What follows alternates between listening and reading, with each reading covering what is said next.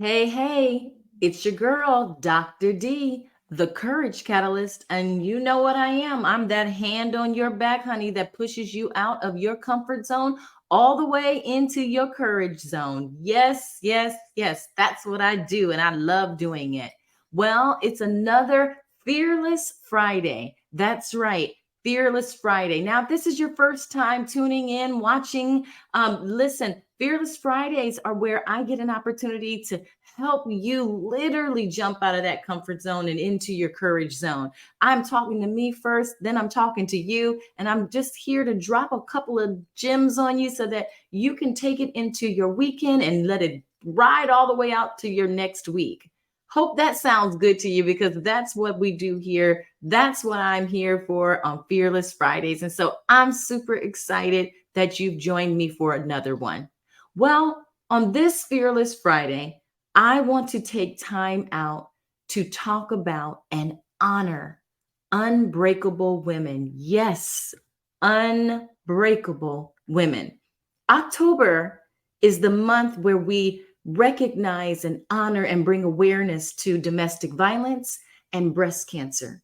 So I want to take just a moment of time right here to honor the strength, the resilience, and the unwavering courage of women who have triumphed over domestic violence and breast cancer. I want to honor you, women. I want to honor you. I want to uplift and I want to thank you. Your stories are a beacon of hope. They're a beacon of hope, a testament to your power and your resilience. And I tell you, it is a reminder for all of us that we can rise, that we can thrive, and that we can conquer even in the face of adversity. So I honor you today. I also am a survivor and thriver of domestic violence. I'm a secondary domestic violence survivor. And I tell you, let me tell you just a little bit of that story. When I was 18 years old, I was stabbed with a 6-inch butcher knife by the man that abused my oldest sister. And from that, I lost all of the things that made me who I was.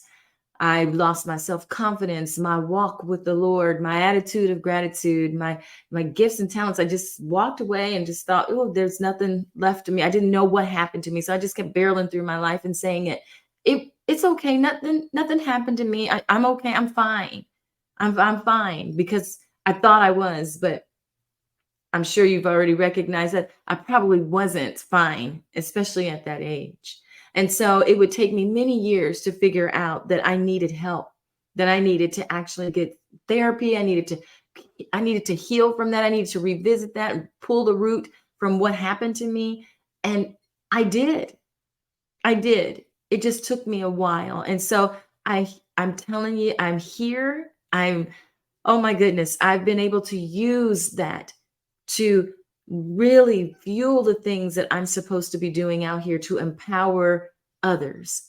And so from that, we've got a podcast, Girl, Get Your Swag Back, the book, we've got the Swag University, and all those things. And so I say that to say that I am just in awe of the women that have survived through domestic violence and breast cancer. So thank you. So I wanted to just come on for Fearless Friday, this Fearless Friday, and I wanted to give 3 invaluable tips for anyone navigating through trauma, any traumatic times in your life, any adversity that you're facing, anything, if you're in a domestic violence situation, if you're navigating through breast cancer, if you're literally just struggling through some pretty tough times in your life, I really wanted to give you some tips on how to get through those things and what to do while you're in that. So I want to spend some time on that so that you can walk away with these tips and to apply them to your life. And before I jump in there, I just want to take a moment and just recognize if you are currently dealing with I any of those things, I don't want you to take that lightly. I don't want you to think I'm taking it lightly because I don't. And so I really have my heart is out to you.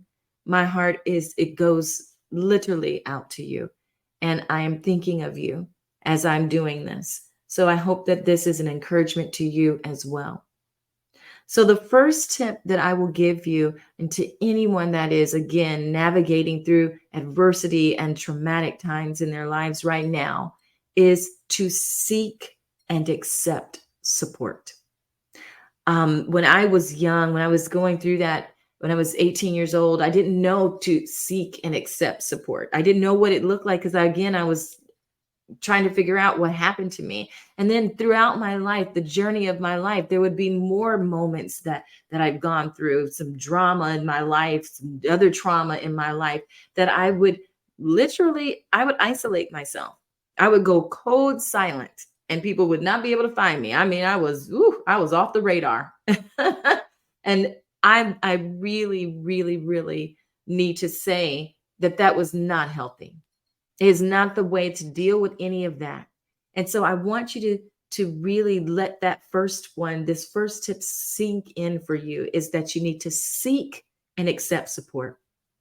And if you are dealing with a domestic violence situation, I implore you to get help and I need you to do it in a safe way. You do not have to deal with anything that is hurting you. So I implore you to do that. So when you seek and accept support, it looks like reaching out for help. It's a display of your incredible strength. And sometimes we think that asking for help is a sign of weakness, and it is just the opposite. So I really want you to think about surrounding yourself with a supportive network of friends and family. And if you need to get into some support groups, it's super amazing to have a community of people that know what you're dealing with. So I say to get into those support groups that will help to uplift you and to really just help you when you need it the most. So seek and accept support. It is not a sign of weakness. It is actually a testament to your resilience. Number two is to focus or practice. Let me focus and practice.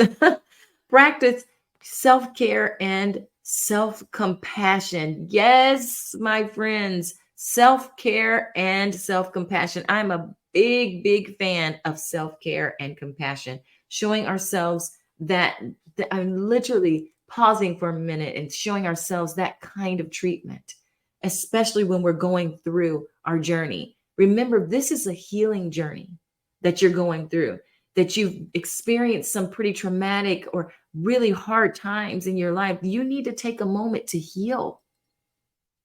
I sprained my ankle back in March, and y'all, I'm hard headed. Yeah, I know.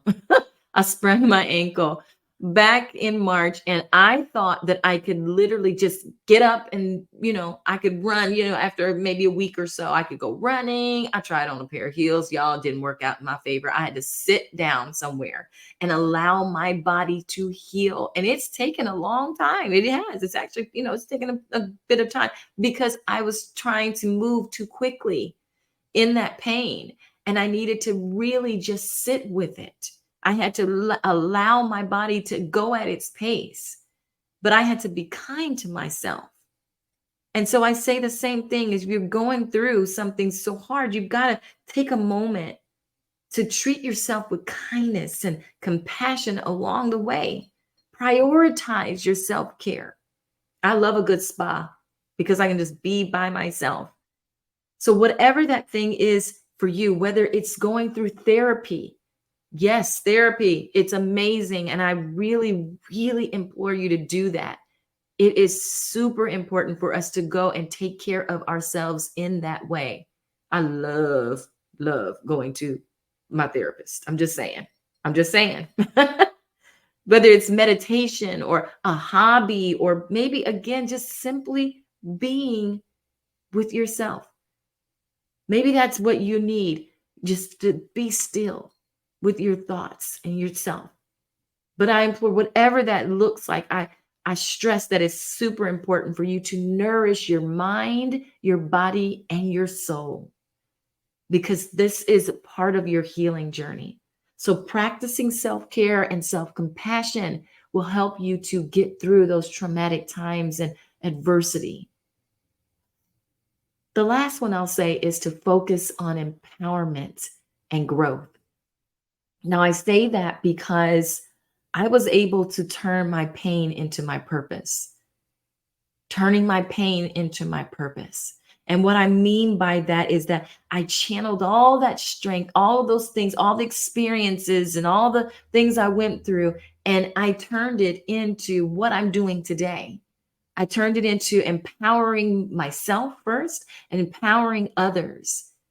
I know what my purpose is. And I know that pain wasn't just for me. It was for me to tell and share my story. It was for me to help someone else who's navigating through this experience of their lives that can find hope in my story.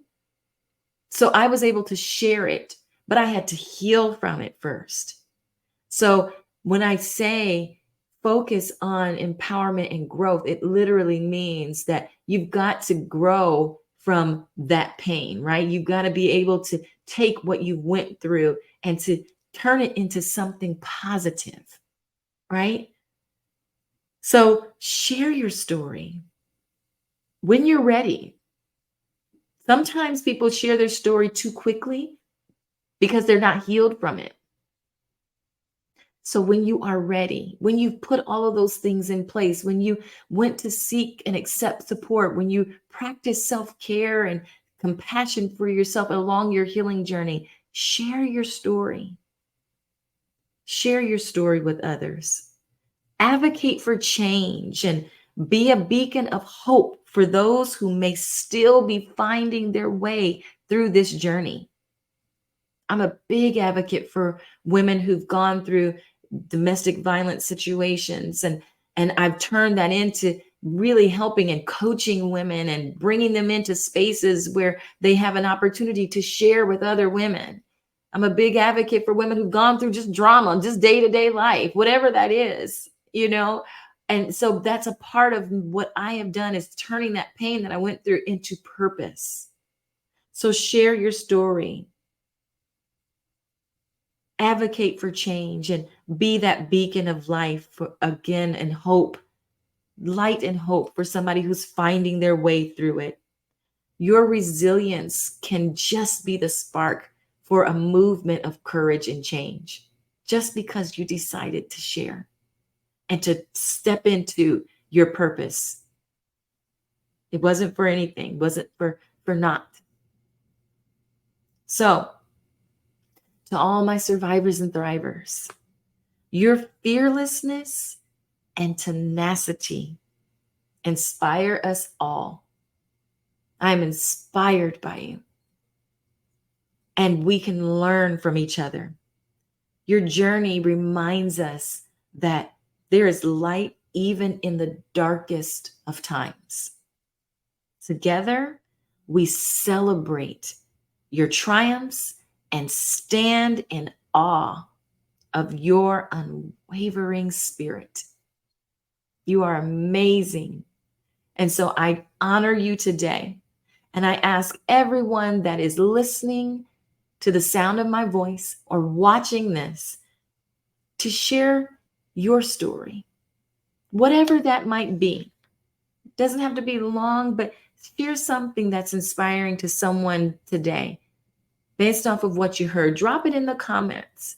Reach out to somebody that you know is a survivor and thriver of breast cancer and domestic violence this month, and tell them how incredible they are, because they really are. And remember that you too can survive and thrive after you face adversity. That is not the end of your story. You are still here. You are still valuable, worthy. You still have amazing gifts and talents, and you will get through this. Thanks for tuning in to Fearless Friday.